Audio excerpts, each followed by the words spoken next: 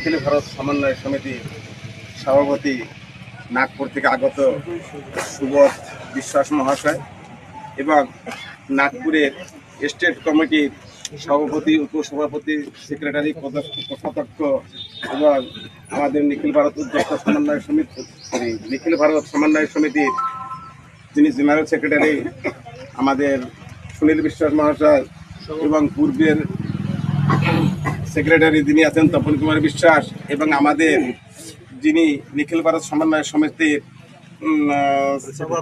সভাপতি তিনিও এখানে আমাদের পরিচিত। আপনারা জানেন যে চিত্রকুণ্ডা মালকানগিরি বিধায়ক ছিলেন তিনি, নিমাই সরকার মহাশয় এখানে উপস্থিত আছেন এবং উপস্থিত আছেন আমার এই মালকানগিরি বিভিন্ন গ্রাম থেকে আগত অনেক বিশিষ্ট বিজ্ঞ ব্যক্তি এবং গ্রামবাসী মায়েরা ও বোনেরা।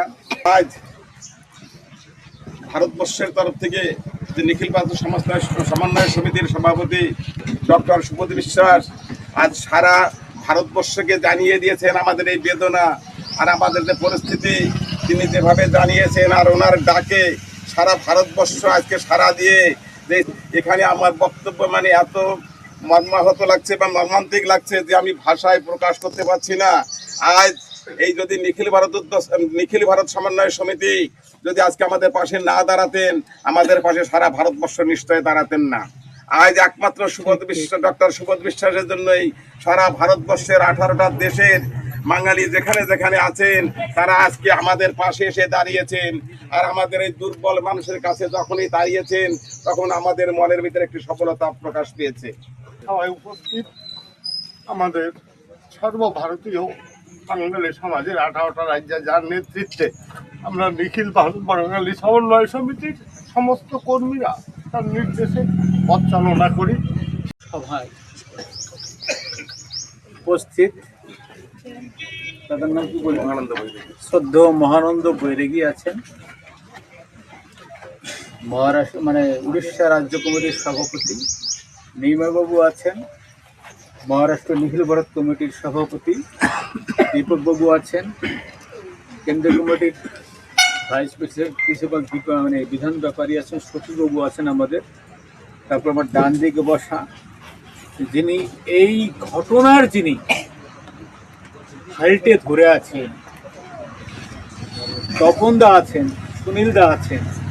এই দুজন মানুষকে আর বিশেষ করে বাঙালি সমিতি যারা আছে মালকানগিরি, তাদের প্রত্যেককে আমি সেলুট জানি যে অসময়ে তারা বিপদের দিনে তারা পাশে। সূর্য আসা, নতুন সূর্যের আলো আসছে, আপনারা প্রতীক্ষা করেন। অনেক রাজ্য থেকে ডেলিগেটস আসবেন, আপনাদের পাশে দাঁড়াবেন। সত্যর মিথ্যে নাই, বাঙালি কোনোদিন বিচারিতা করে না, বাঙালিরা সত্যের সঙ্গে চলে, ন্যায় পরায়ণ, পরের উপকার করে। আমরা তো পরোপকারী জাতি বাঙালিরা, এরা বলিদান দিয়েছে ভারতবর্ষের স্বাধীনতার জন্য, সেই ভাবনাটা রাখবেন। আর আমরা কিছু নিয়ে আসতে পারি, এখানে কিছু দেওয়ার মতো ক্ষমতা আমাদের নেই। আমি কোনো পলিটিক্স করি না, আমি কোনো সংসদ নই, ওটা ভালোবাসা নিয়ে এসছি। আমার মহারাষ্ট্রের বাঙালি ভাইরা, মায়েরা, বোনেরা আপনাদের জন্য খুব ভালোবাসা পাঠিয়ে দিয়েছেন। এই বিধানবাবু সেটা এখানে দিয়ে গেলেন। আমি তপন বাবু আছেন, নিখিল ভারতের সভাপতি নিমাই দা আছেন, সুনীল দা আছেন, এখানে যিনি সব কিছু দেখাশোনা করছেন। তার হাতে আমাদের পক্ষ থেকে এই ভালোবাসা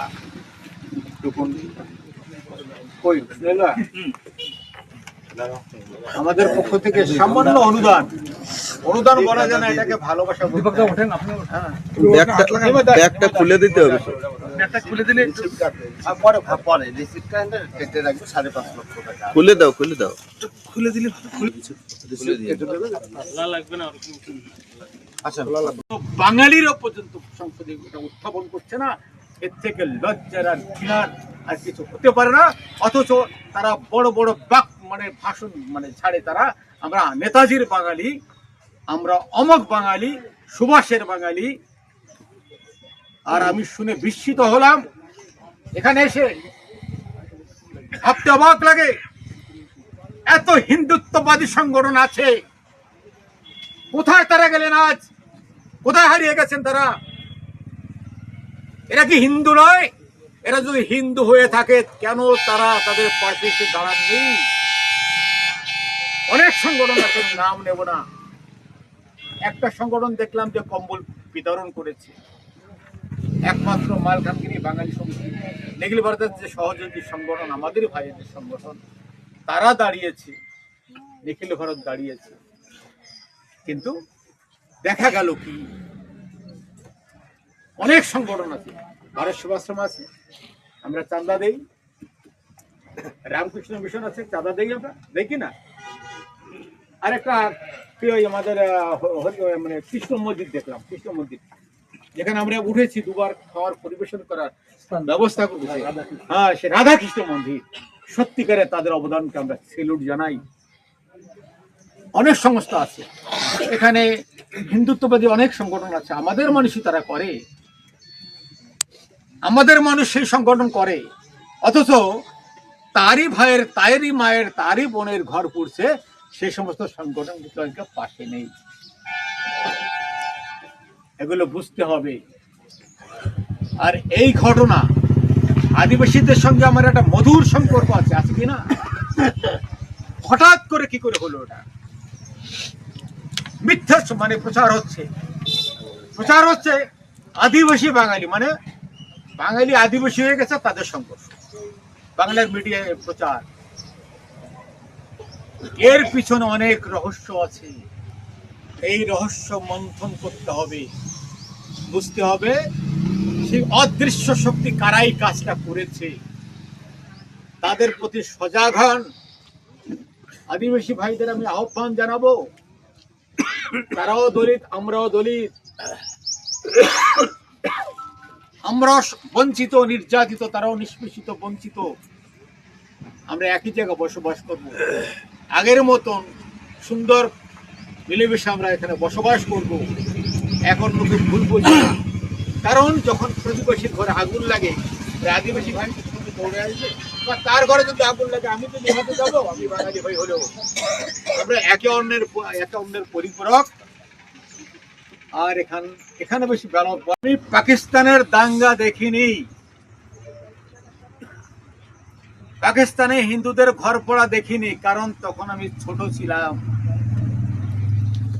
70-এ বাংলাদেশের স্বাধীনতা আন্দোলন যখন হয়,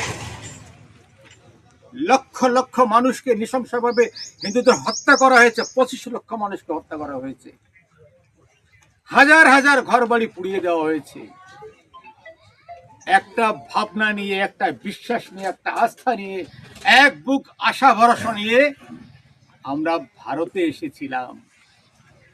এটা আমার দেশ, হিন্দুদের রাষ্ট্র, কিন্তু সেই ভারতে, সেই মালকানগিরির মাটিতে, সেইখানে আর একটা পাকিস্তানের ঘর পড়া চিত্র এখানে দেখব, এখানে একটা মণিপুরের দৃশ্য দেখব, এটা আমার কোনোদিনও কল্পনায় ছিল না। এদিকে মায়েরা আছেন, তাদের মলিন মুখ, তাদের মুখে ভাষা নেই, ভাইরা আছেন। আমি বুঝি আপনাদের প্রতিটা রাত এখন কেমন কাটে, জীবনের যেখানে নিশ্চয়তা নেই, যেখানে প্রশাসনের উপস্থিতিতে এমন ঘটনা ঘটলো, সেখানের মানুষ কেমন আছে এটা জিজ্ঞেস করা যায় না, জিজ্ঞেস করতে গেলে তাদের অপমান করা হয়। আপনারা ভয় পাবেন না, আপনাদের সঙ্গে আমরা যারা এসছি না, প্রত্যেকের সঙ্গে রক্তের সম্পর্ক রয়েছে, আত্মার সম্পর্ক রয়েছে, ভাষার সংস্কৃতির সম্পর্ক রয়েছে। যে যেখানে থাকি না কেন, যখন আপনাদের সংবাদ যেদিন পেয়েছি, আপনারা বিশ্বাস করতে পারবেন না, ঘুমাতে পারিনি। এবং প্রত্যেকটা স্টেটে নিখিল ভারতে আমি তাদের কথা বলেছি, বিভিন্ন জায়গায়, বিভিন্ন রাজ্য কমিটিকে বলছি, যারা আজ ঘর পুড়ে গেল, যাদের যে আমাদের আত্মজ আপনজন, আমরা যদি তাদের পাশে না দাঁড়াই, কে দাঁড়াবে? আজ বিদগ্ধ ঘরগুলো, পাকা বাড়িগুলো ভাঙা, বম দিয়ে ভেঙে দিয়েছে, আর কাঁচা কাঠের বাড়িগুলো শুধু ধুলো পড়ে আছে, ভস্য পড়ে আছে, এমন কিছু নেই। দেব দেবীর প্রতিমূর্তি, হরিচাঁদ ঠাকুরের মূর্তি, তাও তো দাহন হয়েছে কিনা? আমাদের আরাধ্য হরিচাঁদ ঠাকুরের ফটো পোড়ানো হয়েছে কিনা? কালী মন্দিরে আক্রমণ হয়েছে কিনা? এটা হয়েছে, এটা আমরা ভাবতে পারিনি বন্ধুগণ। সেজন্য আপনারা আশাহত হবেন না, আপনারা ভয় পাবেন না। যে দুষ্কৃতিকারী একজন আদিবাসী মায়েকে হত্যা করেছে, তার আমি কঠোর নিন্দা জানাই, এবং আইন তাকে কঠোর, সরকার তাকে কঠোর সাজা দিক, এটা আমরা চাই। কিন্তু একটা মায়ের হত্যার জন্যে আজ শত শত মায়ের চোখে জল, শত শত মানুষ গ্রাম হারা। 60-65 দশকের এখানে তো আমাদের মানুষ পুনর্বাসন পেয়েছিল,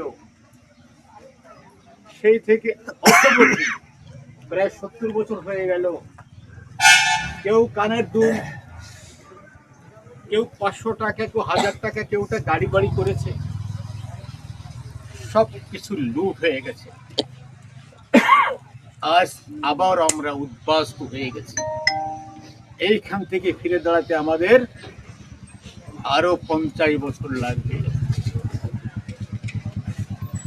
মাটি পেয়েছি, যে মাটি আমাকে অধিকার দেয় না, যে মাটিতে আমরা বসবাস করছি, যে সরকার আমাদের পাশে দাঁড়ায় না, যারা নির্বাচনের সময় আমাদের ভোট দেয়, তারা সংসদে উত্তাল করে না বিষয়টা। আপনারা দেখেছেন টিভিতে, যখন ইউপিতে একটা ঘর পড়া হয়, দলিতের ঘর পড়া হয়, তা নিয়ে পার্লামেন্ট অচল হয়, তা নিয়ে সংসদ বিধানসভা অচল হয়। একটা গ্রামের 250টা পরিবার মাঝে মানে জীবন সংশয়ের মাঝে এই দুস্থ এমবি 26 নম্বর গ্রামের মানুষের পাশে দাঁড়িয়েছেন, তাদের হাল ধরেছেন। তারা পিতার ভূমিকায় যে দায়িত্ব পালন করছেন, আমাদের নিখিল ভারত বাঙালি সমন্বয় সমিতির পক্ষ থেকে এই মানুষগুলিকে অশেষ ধন্যবাদ এবং আমাদের শ্রদ্ধা জানিয়ে আজকে আমরা বিদায় নেব। আর যখন যখন সাড়া পড়বে, নিখিল ভারতের ডাক পড়বে, মিটিং পড়বে, আমরা যখন আহ্বান করব, তখন এখানে আজকে ঘটনা ঘটবে। তাদের বক্তব্য দেখে আমি বিস্মিত। তারা আগুনে ঘি ঢালছে, তারা আগুন নিয়ে খেলা করছে। তাদের এক একটা বক্তব্যে এখানে আগুন চলে যেতে পারে, সারা উড়িষ্যা চলে যেতে পারে। রক্ত ঝরবে কাদের? সাধারণ দলিত গরিব মানুষের রক্ত ঝরবে।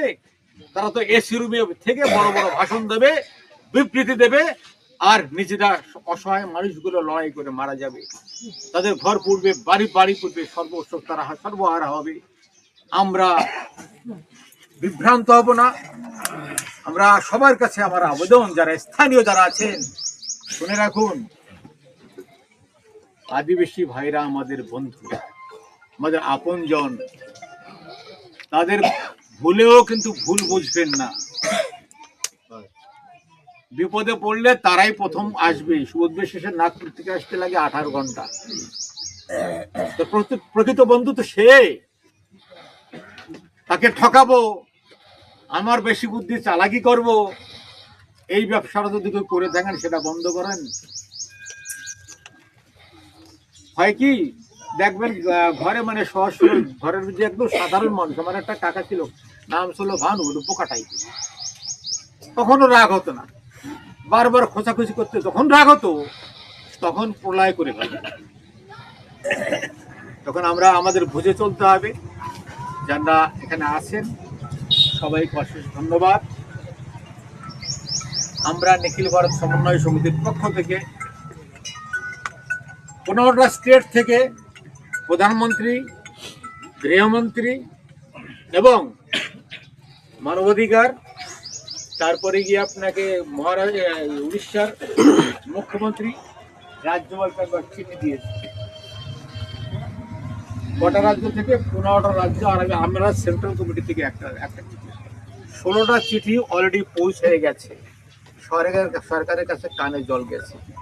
নিখিল ভারত এখানে ঢুকেছে, তার মানে আপনারা ভয় পাবেন না। যখন সিএ পাস হয়, নাগরিকত্ব আইন পাস হয়, মাননীয় গৃহমন্ত্রী সংসদে দাঁড়িয়ে নিখিল ভারত সমন্বয় সমিতির নামটা কিন্তু উল্লেখ করেছিলেন। সে জানে এই সমিতিটা, সেই জন্য আপনারা আস্থা রাখুন, ভরসা রাখুন। আর কিভাবে উভয় সমাজের মধ্যে মধুর সম্পর্ক গড়ে তোলা যায় সেদিকে লক্ষ্য রাখবেন। ভালো থাকবেন।